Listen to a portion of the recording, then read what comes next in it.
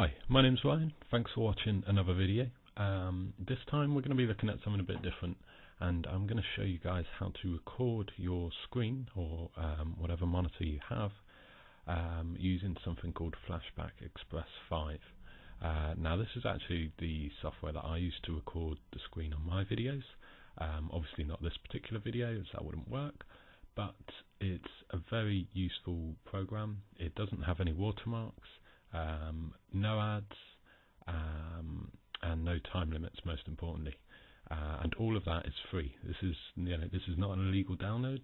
This is just their free version. They do have a paid version as well, if you want to have an editor along with your screen recorder. Personally, I don't use it. I don't really like it, so that's not something that I use, but you don't need it. This will allow you to record your screen in excellent detail, lots of different settings to choose from, and like I say, none of the annoying ads or anything like that that you get from most applications.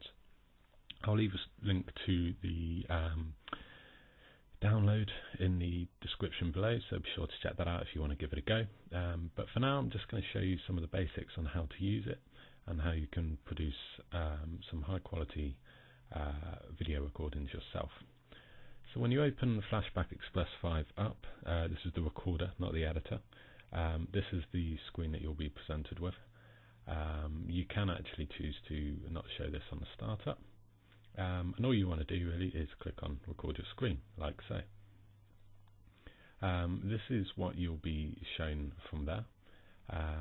Now this is the very basic settings, but we'll actually go into more detail on some of the other settings to fine tune it as we get going.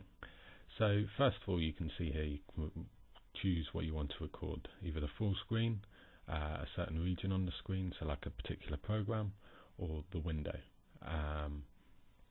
Now you probably, especially if you're producing videos to upload to say YouTube, going to want to record in certain aspect ratios. So you might want to record in 4K if you've got a 4K monitor. Most people just going to want to record in 1080p. So if you choose a full screen and you've got full HD display, like most people, 1920 by 1080, then that should be absolutely fine. But again, you can edit that if you want. The next option you got here is to record sound, so you can tick that yes or no. Then you can choose what sound you want to record. So the first box will let you choose what microphone to use. Most people will have an inbuilt microphone into the computer. You can see I've actually got my own microphone here, Samsung Meteor microphone. So you can choose those, you can choose the level to record, and you can see here actually as I'm speaking my sound coming up there. We're going to go into a bit more detail on recording sound shortly though, when we go into edit more options. Second option is you can select whether to record the audio that your computer is actually recording. At the moment my computer isn't playing anything, so you can see there's no sound being produced there. But if you were say recording a game or any kind of application and you want to record the sound that the computer's making, then this is a great choice. Finally, you can also choose to record your webcam as well, and again you can select a particular webcam if you have one that isn't just a default microphone. So those all sound great, and for some people that might be enough, but I think most people are actually going to want to go up to tools and go to options. Now I don't know if this is just my computer, but you can see here some of the settings don't display fully. It's not really an issue. It might just be a glitch on my computer, I'm not sure. But just to let you know. So here we've got the sound. Now we saw before that we can choose the microphone, which is great, but here we've got a few more settings. So again, we can choose all that, microphone and PC, and can choose the level at which it records. And you're probably going to want to do a few tests to make sure you're recording on a high enough sound, or not too quiet, not too loud. The other thing you're probably going to want to look at is the sound format. Now I've chosen mine as stereo sound, and I've chosen a sample rate of 22.05 kilohertz. That is my standard. I'm not going to go into too much detail. If you're recording, if you want to change these settings, then you probably kind of know what you're doing. You're probably recording sound that you want at the perfect quality. Most people, though, I think 22.05 kilohertz will be fine, and I just leave it on very high quality. So next we've got the webcam. So again, you can choose to capture video from your webcam whilst also recording the screen. You can choose the source, again the format, and the frames per second. You can give it a test. I'm not going to go into that now because I'm not recording from the webcam, but pretty basic stuff there. Record mode and performance. Now this is something that I think is quite important and most people want to do. So by default it automatically sets it to automatic.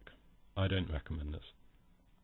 I personally want all my videos to be recorded at the same frame rate, and that frame, so this is the one I choose, MPEG mode, and I set mine at 30 frames per second. That will give me a high quality video that isn't very stuttery, but you don't really need it much higher than that for most things, because all you're going to be doing is creating a much larger file. Now, if you're recording video games, for example, you may want to up that to 60 frames per second, possibly even higher. I mean, some displays actually go up to 120 hertz, but that again, that is something that's more specific. I think for most people, 30 frames per second should be sufficient. You also have an option here. I've not used it, but if you've got a low-powered computer, you may want to select that particular mode there. So I'm going to leave that at that. Next option we've got is desktop. So these are just a few options that you can choose, just really personalize the way you use this program. So you can change the desktop wallpaper. You can auto hide the taskbar. I quite like that one. That's one I use. So it will reappear once you stop recording. But while you are recording, you probably don't really need to show the taskbar. So that's something I use. You can also hide the desktop icons as well if you want, and minimize it. Hide it while it's minimized, sorry. Keystroke recording, this is quite an interesting one. So if you're typing a password, it will change it to an asterisk, so while you're recording, other people won't be able to see what your password is. I've not actually tested that out. I don't know how well it works, if it works at all, but if it does, that actually sounds like quite a useful feature. Recorder hotkeys, you can just set some hotkeys if you want to make your life a bit easier. Updates privacy, yeah, let the program update. That's my advice. File size limiting, I'd probably leave this one to just unlimited, otherwise it's going to cut your videos short, but you may want to actually limit your video to a certain time. I don't really know why, but that's just an option.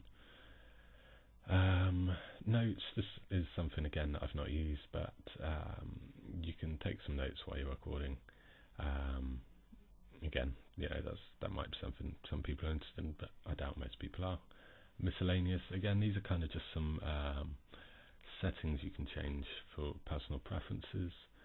You can see it shows the welcome screen on startup. I just leave that up, to be honest. I don't mind that. You can change the way your files are saved and change a few other settings as well. Keep PC awake when recording, probably a useful one. And then some advanced options. This isn't something I use as well, but you've got a few more. If you really want something specific in the way you're recording, you've got some options there. So I'm just going to press OK there. I don't think I actually changed anything. Now, I don't actually know how this is going to work, but I'm just going to try and record a brief video so I can show you what happens when you save it. So I'm just going to, in fact, I'm just going to record a particular region. So I'm going to press record. Like I say, I'm using a different recorder, one that I don't normally use, just so that I can show you how this works. So if I just record that region there. So this is how it normally shows up, initializing, blah, blah, blah. So we're just recording in this area, as you can see. It should be recording my voice as well. So I'm just going to press stop. Don't worry, stop does not delete it. And this is what I wanted to show you. So this is what happens when you stop your recording. So you can see here, this is the region of the screen that we were recording. My settings are so that there's a yellow circle around the mouse, makes it a bit easier to follow. And you've got a very brief kind of editor here. You can't really do much with it. But this is what I mean. If you want to use the Pro version, it actually gives you a much more feature-rich editor. Now, I personally use a different editor, and I'm actually going to, in a future video, probably very soon, show you guys how to edit some of your videos for free using another great program. So stay tuned for that.